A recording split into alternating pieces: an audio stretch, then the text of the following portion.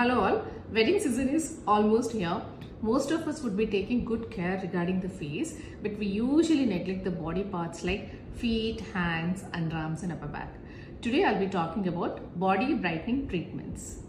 Radiance laser treatment for the body. అసలు ఈ radians laser ఏం చేస్తుందంటే it breaks the deep pigment in the skin, thereby brightening the skin.